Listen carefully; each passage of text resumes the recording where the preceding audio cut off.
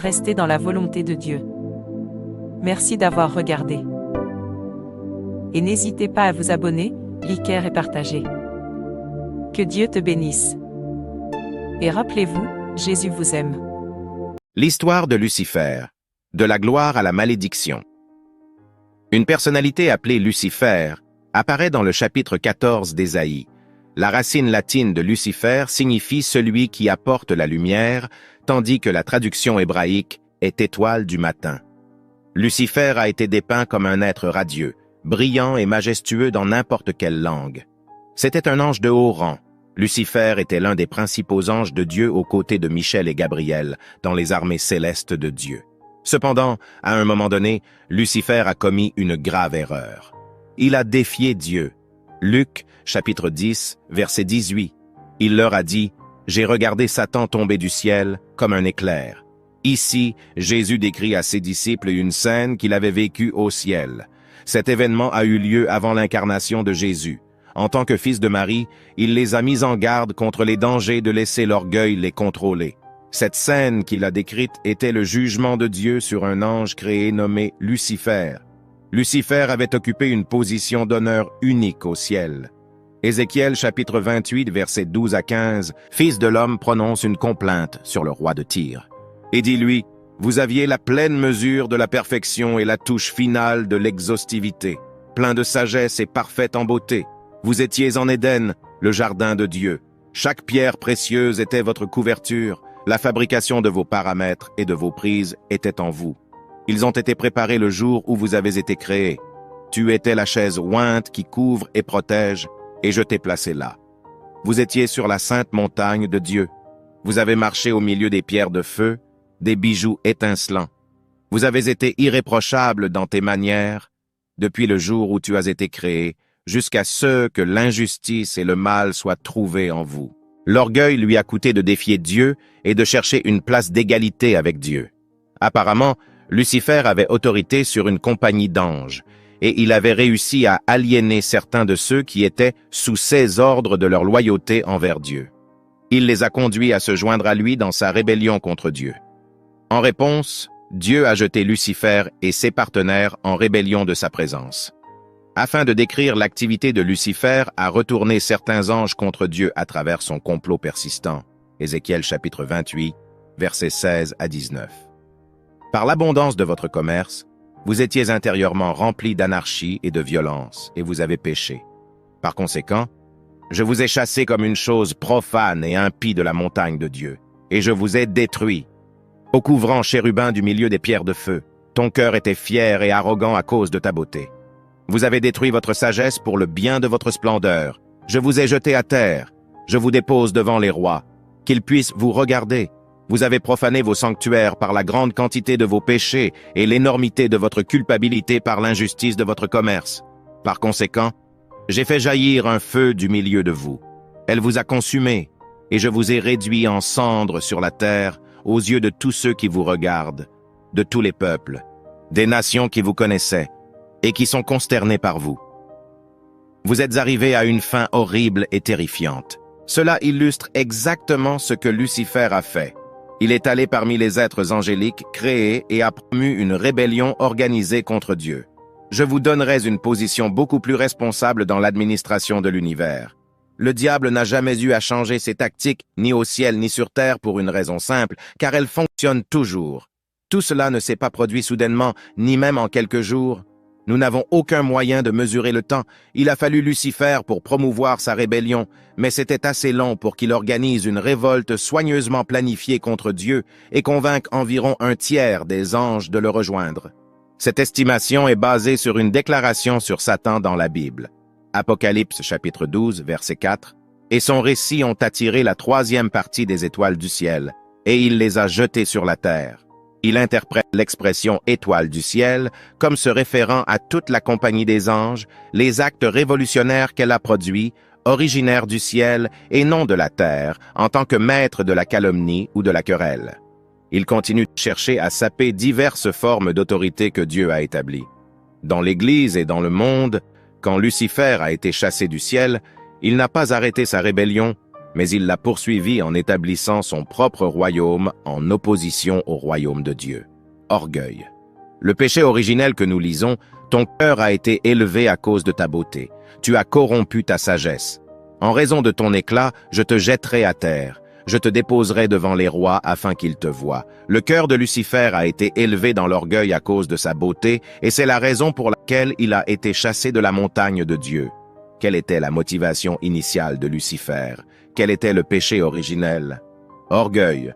Le péché originel a été commis au ciel, pas sur la terre. Ce n'était pas de l'intoxication alcoolique, ce n'était pas de l'adultère, et ce n'était même pas un mensonge. C'était une question de fierté. C'est toujours le plus mortel de tous les péchés. Beaucoup de fidèles ne rêveraient jamais de commettre l'adultère ou de se saouler, mais ils sont facilement séduits par l'orgueil sans reconnaître à quel point c'est nocif. Lucifer était si adorable qu'il était fier de lui. Son orgueil a finalisé la transformation de Lucifer en Satan. Je crois qu'il est vital pour nous tous de réaliser que le premier péché dans l'univers n'était pas le meurtre ou l'adultère, mais plutôt l'orgueil. C'est l'orgueil qui a produit la rébellion. De plus, c'était l'orgueil qui naissait des bénédictions dont Dieu lui-même était l'auteur. Dieu a donné à Lucifer son pouvoir, son autorité, sa beauté et sa sagesse. Tous ces dons venaient de Dieu, mais la mauvaise attitude de Lucifer les a transformés en instruments pour sa propre destruction. Je suis choqué de réaliser que des hommes et des femmes appelés et équipés par Dieu commettent encore aujourd'hui la même erreur tragique que Lucifer. Dans Ésaïe chapitre 14, versets 12 à 15, le prophète analyse le motif derrière la rébellion de Lucifer. C'était l'ambition d'être égal à Dieu. Lucifer a fait 5 déclarations successives procédées par la phrase « I will ». Il a dit « Je monterai au ciel, j'exalterai mon trône, je vais m'asseoir sur la montagne de l'assemblée, je monterai au-dessus des hauteurs des nuages. » Enfin, le point culminant. « Je serai comme le Très-Haut, comme Dieu lui-même. » L'ambition autopromotionnelle de Lucifer a été la cause de sa chute. Les Écritures nous confrontent à un contraste délibéré entre Lucifer et Jésus. Lucifer n'était pas sous la forme de Dieu. C'était un être créé. Il n'avait pas le droit d'être égal à Dieu. Pourtant, il a saisi cette égalité avec Dieu, et quand il a tendu la main, il a glissé et est tombé. D'autre part, Jésus était divin par nature éternelle et jouissait de l'égalité avec Dieu. Par conséquent, Dieu l'a élevé à la plus haute place et lui a donné le nom qui est au-dessus de tout nom, qu'au nom de Jésus, tout genou fléchisse dans le ciel, sur la terre et sous la terre, et chaque langue a reconnu que Jésus-Christ est Seigneur pour la gloire de Dieu le Père. Dieu l'a hautement exalté. Dieu lui a donné un nom qui est au-dessus de tout nom. Au nom de Jésus, tout genou fléchira devant ceux qui sont dans le ciel. Ce sont toutes les armées créées qui servent Dieu dans son ciel, de ceux qui sont sur la terre. Cela signifie qu'en fin de compte, chaque créature sur terre se soumettra à l'autorité de Christ, de ceux qui sont sous la terre. Cela fait référence au royaume de Satan dans l'Hadès. Cela inclut l'enfer de la mort, la tombe, et aussi les morts injustes qui avaient auparavant rejeté la miséricorde de Dieu. Toute langue confessera que Jésus-Christ est Seigneur. Il n'y a qu'une seule voie vers la promotion. Auto-humilité. C'est un principe absolument immuable. Il n'y a pas d'exception. Le chemin vers le haut est vers le bas. C'est le grand secret. Comme le dit Proverbe 18:12 avant la destruction, le cœur de l'homme est hautain, et avant l'honneur est l'humilité. En nous référant à nouveau aux Philippiens, nous voyons une merveilleuse vérité mise en lumière. Pour cette raison, en outre, Dieu l'a hautement exalté et lui a donné le nom qui est au-dessus de tout nom. L'auto-humiliation est une question de volonté, pas d'émotion. C'est une décision que chacun de nous doit prendre pour lui-même. Seigneur, je choisis de m'humilier devant toi. Je renonce à l'orgueil, à l'arrogance et à l'ambition personnelle devant vous et devant mes co-religionnaires. Pour donner un exemple pratique d'humiliation de soi, Jésus a parlé d'inviter à un festin de noces. Luc chapitre 14, versets 8 à 11. Lorsque vous êtes invité par quelqu'un à un festin de mariage, ne vous asseyez pas à la place d'honneur car une personne plus distinguée que vous a peut-être été invitée par l'hôte. Vous viendrez tous les deux vous dire « Donnez à cet homme votre place », puis dans la honte, vous prendrez la dernière place. Mais quand vous êtes invité Allez vous asseoir à la dernière place pour que lorsque votre hôte viendra, il vous dise « Amis, montez plus haut, et alors vous serez honorés en présence de tous ceux qui sont à table avec vous. Car quiconque s'élève lui-même sera humilié devant les autres, et celui qui s'humilie habituellement sera exalté. » Ésaïe chapitre 14, versets 11 à 15. Votre pop et votre magnificence ont été ramenés au schiste, ainsi que la musique de vos cœurs. Les asticots sont étalés sous vous comme un lit, et les vers sont votre couverture, comme tu es tombé du ciel. Ô étoile du matin, fils de l'aube, vous avez été réduits à terre, vous qui avez affaibli les nations. Ce que vous avez dit dans votre cœur, je monterai au ciel. J'élèverai mon trône au-dessus des étoiles de Dieu. Je vais m'asseoir sur le mont de l'Assemblée. Dans les régions reculées du nord, je monterai au-dessus des hauteurs des nuages. Je vais me faire comme le Très-Haut, mais en fait, vous serez ramenés au schiste, dans les recoins reculés de la fosse. Le désir de Lucifer était d'être sur le même pied que Dieu. Il s'imaginait si intelligent, beau et majestueux qu'il se serait dit que je pouvais être Dieu. Les érudits bibliques s'accordent généralement à dire que Lucifer était chargé d'orchestrer le culte du ciel. C'était un maître musical qui continue d'utiliser la musique pour enchanter les gens. Jusqu'à ce jour, Lucifer avait été responsable du sanctuaire de Dieu dans le ciel. Il était responsable des services religieux. Il était le chérubin qui gardait l'endroit où la présence de Dieu se manifestait. Il était en charge de la musique. C'était un artiste. Il a eu beaucoup de succès. Il s'est ensuite rebellé et est tombé fier. Les lignes de bataille sont tracées.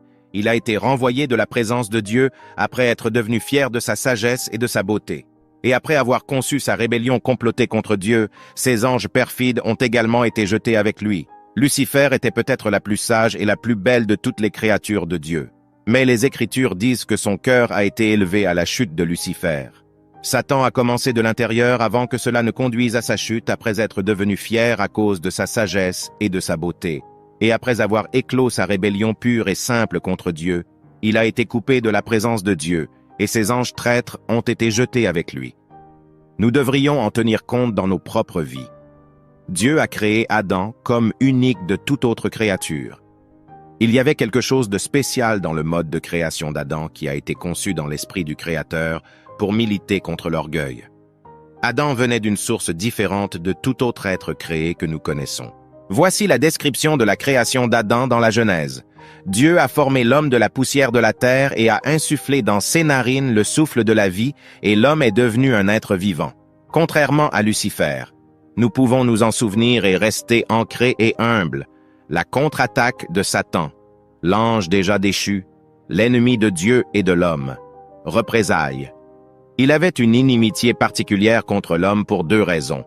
Tout d'abord, il pouvait attaquer l'image de Dieu dans l'homme. Vous voyez, l'homme représentait visiblement Dieu au reste de la création. Satan ne pouvait pas toucher Dieu lui-même, mais il pouvait faire la guerre à l'image même de Dieu dans l'homme.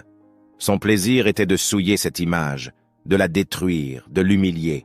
Et à cette fin, il a travaillé sans relâche. Quand quelqu'un cesse d'adorer, il commence à chercher l'adoration. Le ciel est trop petit pour deux objets de culte. Et il est écrit dans Jude 1 que les anges qui n'ont pas gardé leur premier état, numéro 1, ont été jetés dans la chute de Lucifer. Premièrement, lorsque vous refusez d'adorer, vous descendez. Vous descendez? Si vous voulez être un chrétien déprimé, soyez trop fier pour adorer le numéro 2. La fierté est un chemin rapide vers le bas. Le diable était autrefois l'étoile brillante du matin, un bel être angélique qui est tombé du ciel. Il s'est rebellé contre Dieu, devenant Satan, l'ennemi ultime de Dieu. Ce que vous ne transformez pas en éloge devient fierté. Plus nous nous élevons, plus nous sommes censés rendre gloire à Dieu. La gloire à Dieu, l'honneur à Dieu, et plus Dieu vous bénit. Vous n'êtes pas censé devenir plus arrogant. Vous n'étiez rien à l'époque, mais Dieu vous a pris et vous a béni selon la Bible. Laissez tout ce qui a du souffle. Loué soit le Seigneur. Dans le livre de la Genèse, Dieu a soufflé sur l'humanité. Soyez un adorateur. Si vous avez la vie de Dieu en vous, alors louez le Seigneur. C'est le commandement des Écritures. Alors restez dans la volonté de Dieu. Merci d'avoir regardé. Et n'hésitez pas à vous abonner, liker et partager. Que Dieu te bénisse. Et rappelez-vous, Jésus vous aime.